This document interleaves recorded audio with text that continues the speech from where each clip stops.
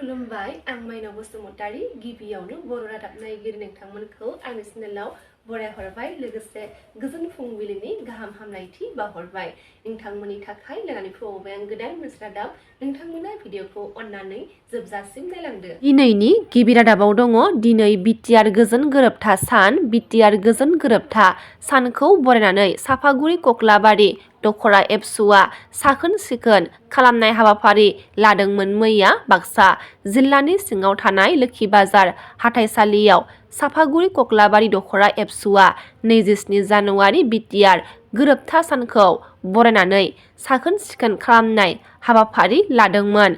साफागुरि कक्लाबारि दख'रा एबसुनि साखोन सिखोन खालामनाय हाबाफारियाव बाहागो लादोंमोन बाक्सा जिल्ला एबसुनि बारग' आफादगिरि उमेश दैमारि बिथाङा मख'नो गोनांदि बेजों लोगोसेनो फोरमायथिदों दि मिरु एबसुनि बिथोन बायदियै 2020 मायथाइनि 27 जानुवारियाव एबसु इउबिपिअ आरो एनडिएफबिनि मोनब्रै फेक्सनजों जयै सावरायलायनानै जानानै थांनाय बाथि बिटिआर गोजोन गोरोबथा सानखौ बरायनायजों लोगोसे आरो 26 जानुवारि सुबुंखान्थि सानजों लोब्बा लाखिनानै बे साखोन सिखोन खालामनाय हाबाफारिखौ लादों होनना खौरांगिरिनि सिगाङाव फोरमायथिनायखौ नुनो मोननाय जादों। चेन्नाइआव गोदानै लुफुंनाय बड'लेण्ड गेस्ट हाउस एबा बड'लेण्ड आलासि न'खौ 2 फेब्रुवारियाव बेखेवगोन होननानै मिथिनो मोननाय जादों। बिटिआरनि गाहाय खुंगिरि प्रमद बर' बिथाङा बेखेवनानै होगोन। गोदानै लुफुंजानाय बड'लेण्ड गेस्ट हाउस एबा बड'लेण्ड आलासि थाग्रा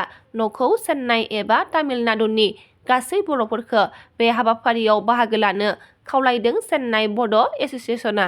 गुवाहाटी मुलुगसोलोंसालिनि प्रफेसार डक्टर अनिल बर' बिथाङा पद्मश्री बान्था मोननो हाबाय होनना मिथिनो मोननाय जादों। डक्टर अनिल बर' बिथांखौ बिटिआर सोरखारनिफ्राय गाहाम हामलायथि बावहरदों आरो बर' थुनलाइ आफादाबो हामलायथि बावहरनायखौ नुनो मोननाय जादों। क'क्राझार सोहोरनि गोदान फ्लाइ अभारनि साखाथियाव गोदानै मावखुलि लुफुंनो बाउन्डारि वालनि गाहाय खुन्थियाखौ गायसनजेनबाय। इउपिपिएल राजखान्थि हान्जानि गोदानै मावख' लुफुंजानो गोनां वाल बाउन्डारिनि गाहाय खुन्थियाखौ मैया बिटिआरनि गाहाय मावफुं सोद्रोमा प्रमद बर' बिथांनि नुजाथिनायाव आरो बेनि आखाइजों गायसनजेनो। बे हाबाफारियावनो बिटिआरनि EM Ranjit Basumatary MLA Lawrence Islary बिटिआरनि एमसिएलए माधव सेत्री आरो गुबुन गुबुन बिबानाव थानाय इउपिपिएल हान्जानि दैदेनगिरिफोरा बाहागो लादोंमोन। लुफुंजानो गोनां गोदान मावख'नि सायाव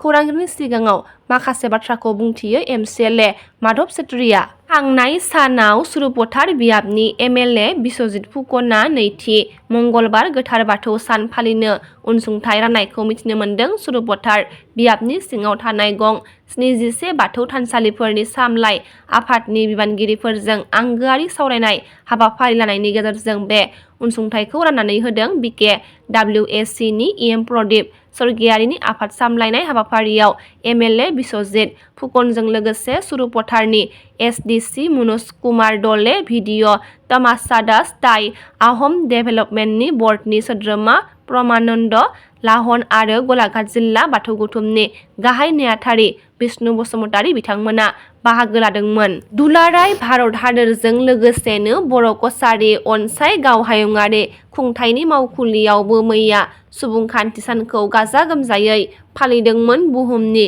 देरसिन सुबुंखान्थि हादोर भारत हादोरनि संबिजिरखौ 1950 मायथाइनि 26 जानुवारियाव अदेबानि मैयानि सानाव आजावनानै लादोंमोन आरो बे सानखौ बोसोरफ्रोमबो भारत हादराव सुबुंखान्थि सान महरै फालिबोबाय थादों। धेमाजि जिल्लानि सिङाव थानाय बर' कछारी अनसाय गाव हायुङारि खुंथायनि मावखुलि केम्पआवबो 76थि सुबुंखान्थि सानखौ फालिदों। मैयानि सुबुंखान्थि सान फालिनायाव हादोरनि फिरफिलाखौ बिरहोदों बर' कछारी अनसाय गाव हायुङारि खुंथायनि मासिगिरि अनिल बसुमतारीया। हाबाफारियाव हादोर मोजां मोननाय मोसानाय आरो गुबुन गुबुन फरायसालिनि फरायसाफोरा हानजा मोसानाय बागुरुम्बा मोसानायखौ दिन्थिफुङो। हाबाफारियाव खुंथायनि गाहाय खुंगिरि मिहिनीश्वर बसुमतारी लेङाइ मासिगिरि सृजन बसुमतारी बिथांमोना बाहागो लानायखौ नुनो मोननाय जादों।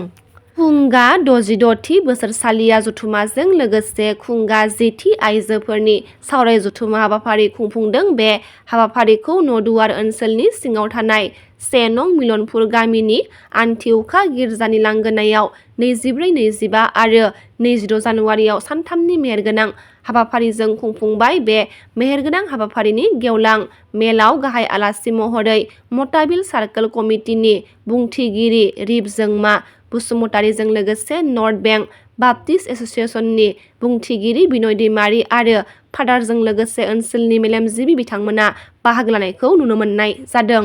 रादाबा एसेनोसै। गाबोन फिन गोदान रादाब लानानै लोगो मोनगोन। नोंथांमोना भिडिअखौ जोबजासिम नायबायब्ला अन्नानै लाइक, शेयार, कमेन्ट लोगोसे साबस्क्राइब खालामनानै होदो। गोजोन्थों।